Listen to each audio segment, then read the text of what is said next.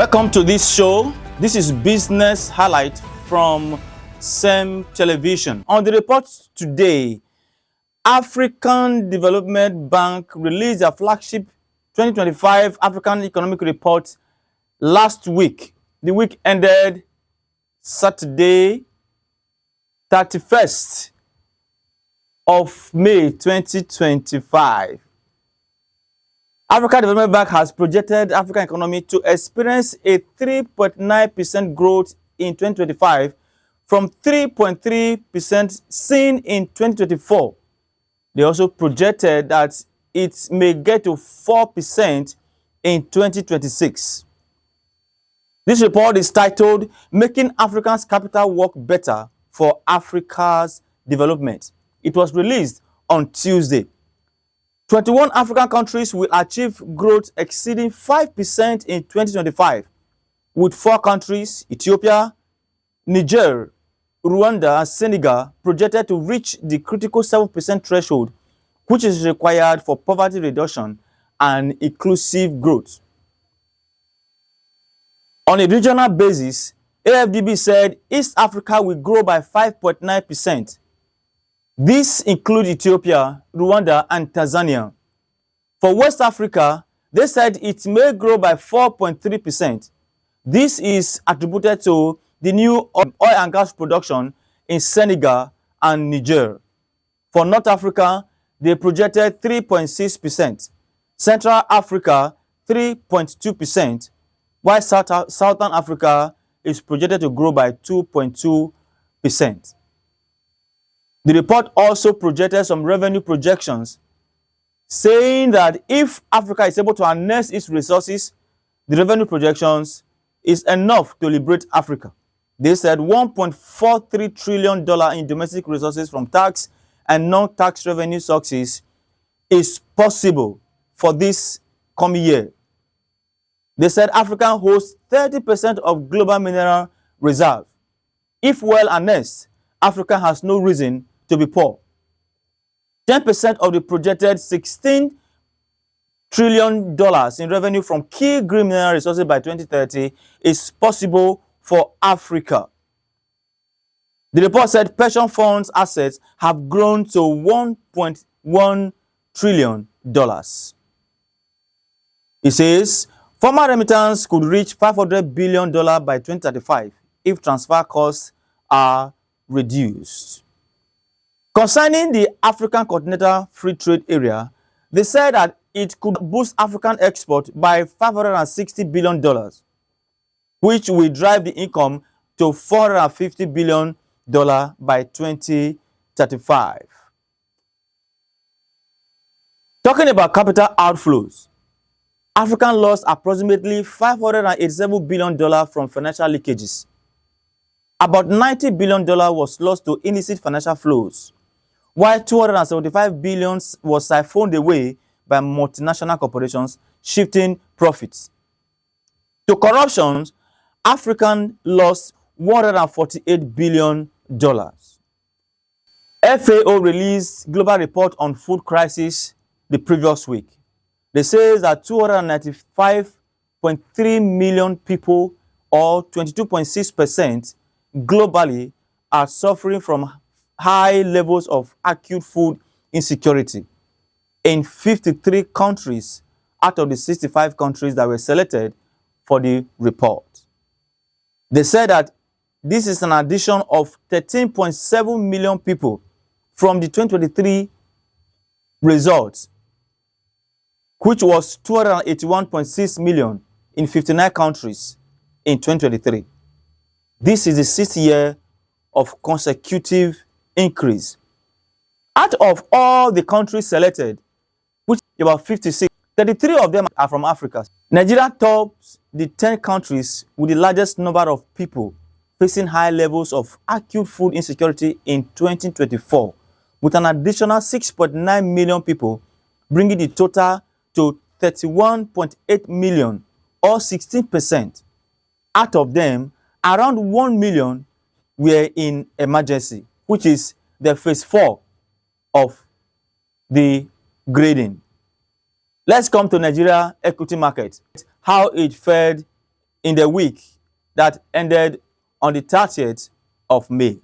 A total turnover of 3.794 billion shares worth 119.394 billion naira in 89,636 deals was traded this week by investors on the floor of the exchange, in contrast to a total of 3.932 billion shares valued at 74,813 billion naira that exchanged hands last week in 105,220 deals. The financial services dominated trading by volume, with 2.744 billion shares valued at 79,805 billion naira traded in 36,458 deals. The consumer goods industry followed with 201.885 million shares, with 201.889 million shares worth 7.623 billion in 11,922 deals. Third place was the service industry with a turnover of 173.748 million shares worth 1.719 billion naira in 6,385 deals. NGS All Share Index and market capitalization appreciated by 2.49% to close the week trading at 111,742.01 and 70.463 trillion naira respectively. University Press led other 56 equities on the gainers table, while Abe Mortgage Bank PLC led other 44 equities that appreciated in price in the week ended Friday, 30th of May, 2025. Here with us is Mr. Kanabe Ayegbeni to give us a wrap-up of how the market fell within the week. Yes, the capital market has been very nice. The stock market did very well through the week. We don't hope that the trend will continue. But principally, as I've said the previous week, the financial service sector is still dominating the capital market liquidity. Though the market did well all through Monday through Friday till the close of business a while ago. It will be beautiful and fine. But we just hope that this trend will continue as companies begin to unfold their result for year 2024. It is expected that people will continue to come and play in the market. So the market will be fine. The capital market, which is the engine room of the economy, is be doing well. We just hope that this trend will continue as we move on into the last month of the quarter. Thank you. From the Nigeria Bureau of Statistics, where we get weekly price of food items, they say that brown beans sold for 2,014 naira per kilogram, while garri sold for 865 naira on the average per kilogram. Imported rice sold for 2,452, while local rice sold for 1,946. Maize, white maize sold for 1,141 per kilogram, while yellow maize sold for 1,167 naira. Sorghum sold for 1,095, while soya beans sold for 1,630. White beans sold for 1,927, while a kilogram of yam went for 1,620. On 31st of May 2025, the Institute of Chartered Accountants of Nigeria, Lekki and District Society held their annual general meeting, where the enormous achievements of the outgone executive under the leadership of Mrs. Olufunmilayo Olaniyi was presented to the House. CEM crew were there to get full details of the event. Oh, the AGM was meant to be a virtual one, but with the determinant of ESCO, we said, let's make it a fiscal way. Let's see ourselves for the last time in the financial year. And I'm so impressed about the turnout. People came in their numbers, and I felt so good that we are celebrating ourselves. I give all glory to God. It wasn't easy. 1 year filled with all sort of activities, but I would say that it's about determination. It's about having the right ESCO, having to delegate properly to the committees that have been set out to achieve the purpose and vision of the ESCO. And I truly, I felt so good knowing that a lot of the things that we had in mind had been achieved. It wasn't easy, but of course, we move. Also, same day, the Association of Corporate Affairs Managers of Banks, ACAMB, decided to exercise themselves in preparation to upgrade the level of operation of the image making of Nigeria banks. They held their annual fitness activity at the waterfront in Eko Atlantic, Lagos. Here are the highlights.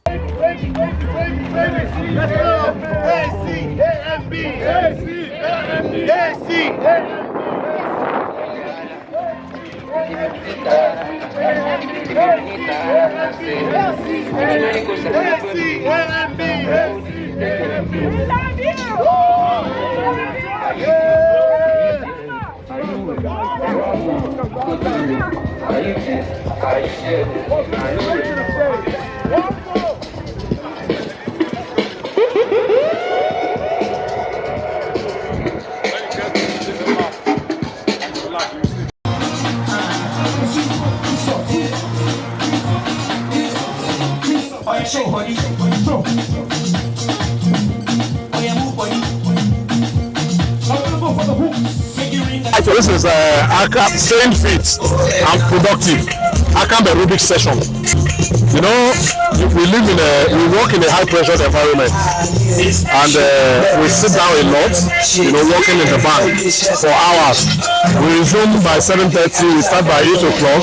We don't close until 5. Some people close by 6, 7, and we sit down a lot. And we believe very strongly that we should be doing this on a consistent basis to ensure that our colleagues, you know, just to continue to propagate the advocacy of staying fit. It's always good. It's not everybody that can, at every point in time on their own, engage in aerobics and do it on a consistent basis. So when you do this, you bring, you know, our colleagues from different banks, and it's not only applicable to ACAMB members alone. We have different friends, our families. We bring them together. Let's just bond. You know, staying fit is always good. You know, because of the nature of the job that we do. Wow, it was a busy day for the banking and accounting industry. Mr. Alex Anameje has advised Central Bank of Nigeria to tread with caution and reduce the recapitalization amounts that have been set for bureau de change operators in Nigeria. CBN had issued a directive that Tier 1 bureau de change operators should recapitalize to the tune of 2 billion naira, while Tier 2 should recapitalize to the tune of 200 million naira. This has been considered too much because these businesses are not actually huge businesses per se. He says, without doing this, the market will be shrinked. There will be fewer bureau de change operators, which will affect the exchange rate market, because the few that we scale through may involve in illicit activities to recoup the amount they invested in the business. Here is an highlight from that discussion on CEM Television Studio. Yes, the implication is that the small purchasers of foreign exchange may not access them. And these small purchasers are not people that want to go to bank because of the documentation you require to get no matter how small an amount of foreign exchange you need from the system. So it will affect the whole system. And again, you have underground people coming from under, people you can't even regulate, doing it behind the scene. I don't think the CBN, they have the capacity to supervise effectively the foreign and the bureau de change. Because if you stop them now, what else? In fact, they can go to the villages and be changing from there. They can go behind every house and be changing from there. So I think you have to steer a middle course and find a way to accommodate them and let them have some level of reporting. Because if you do it like that, you can't even get a partner at all. And the other implications are there too. That is the thing. For me, I advocate 500 million for tier one, probably maybe 100 or 200 million for tier two. That is it. And find a way not to make an octopus of the dealers. If somebody has 2 billion, then he will determine the direction the economy is going. If the capitalization is 2 billion, he can stay in his house and determine this is the way the market will move, this is the way it will move. And trust Nigerians, they can do it. So I think what is important is to look at the whole thing, look at it holistically and review. There's nothing wrong with review. When they discover that the number of broad change that can meet that capitalization are few, they have to look at it. They will extend it, obviously, I'm sure, or most likely. Let me not say I'm sure. Yeah. They will extend it, but they need to retool the capitalization. They are not banks. They just provide, and I don't even know why they need that capitalization. Because it's you cash and carry. It's what you have, you sell, and you get back. Nobody, it's not something you say, it's not like bank.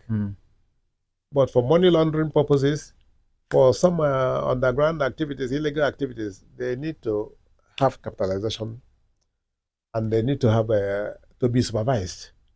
That is what I think CBN should do. With this report, it brings us to the end of this program.